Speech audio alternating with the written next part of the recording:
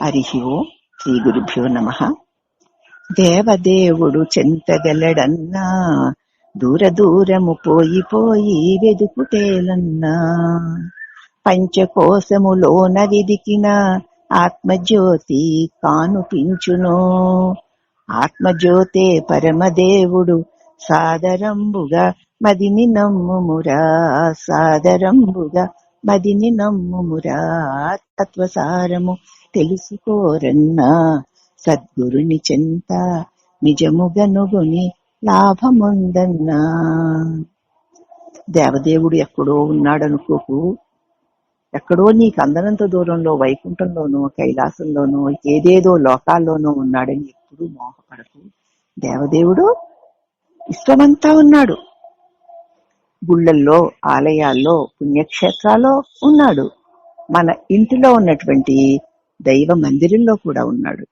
కానీ అన్నిటికంటే ముందు నీ హృదయంలో నెలకొని ఉన్నాడు. నీ హృదయంలోనే నెలకొని ఉన్న దైవం కోసం దూరం పోయి వెదికి పొందాలనేటువంటి శ్రమ ఎందుకు పడతావు నాయనా? ఈ పంచకోశాల్లోనే ఈ శరీరం అనేటువంటి పంచకోశాలంటే అన్నమయ, ప్రాణమయ, మనోమయ, విజ్ఞానమయ, ఆనందమయాలని. మన శరీరం మనకి బయటికి ఇలాగా భౌతికం కనిపిస్తోంది గాని ఒక్కొక్క తొడుగుతో 5 తొడుగులు తొడుక్కున్నట్టు ఉందిట ఈ శరీరం. కాబట్టి ఈ బయటికి కనిపించిన భౌతిక శరీరం అన్నమయ కోసమని, దీనిలో ప్రాణం ఉంది కదా మనకి తెలుసు. కాబట్టి ప్రాణమయ కోశం కూడా ఉంది. ఈ అన్నమయ కోశం నిండా లోపల ఆవరించి ఉంది ప్రాణమయ కోశం. ఆ ప్రాణంలో మనోమయ కోసం అనేక ఆలోచనలు ఆ ప్రాణాన్ని ఆశ్రయించుకుని ఉన్నాయి ప్రాణమయ కోసం. అలాగే విజ్ఞానమయ కోసం ఇది, అది, వారు, వీరు, నేను అనేటువంటి ఒక వివేకవంతమైనటువంటి విజ్ఞానమయ కోసం అది కూడా ఉంది ఆ మనసు వెనకాతల, మనసు లోపల. అలా విజ్ఞానమయ, ఆనందమయం కోసం కూడా ఉంది. ఆ ఆనందమయ కోశంలోనే మన పరమాత్మ దాక్కుని ఉన్నాడు.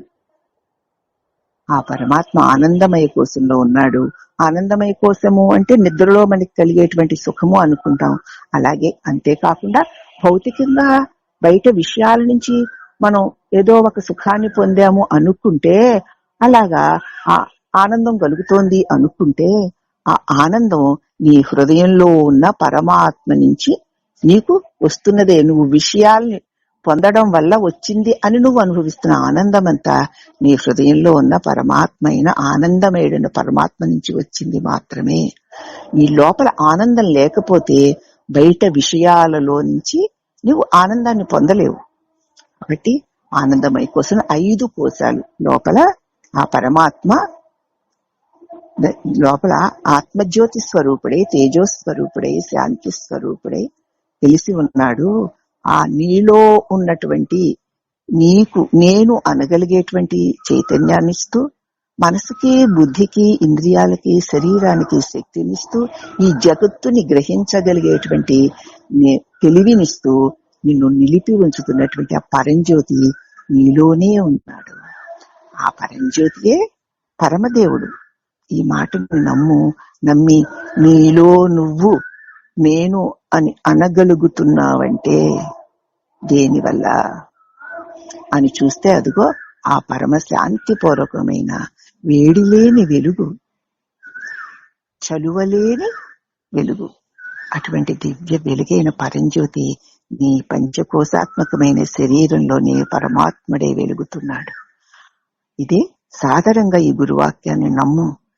హాయిగా విషయ చింతనలు వదిలేసి కళ్ళు మూసుకుని నీ లోపల ఉన్నటువంటి ఆ పరంజ్యోతిని నిరంతరము దర్శిస్తూ ఉండు. నీకు ఈ దేహం ఉండగానే ఆ పరమశాంతి ప్రాప్తిస్తుంది అని అతి కరుణతో మనకి ఆయన దివ్య అనుభవాన్ని మనకి అందింపజేసిన శ్రీ సద్గురుదేవులకి అనేక వందనములు. హరి ఓం నమః.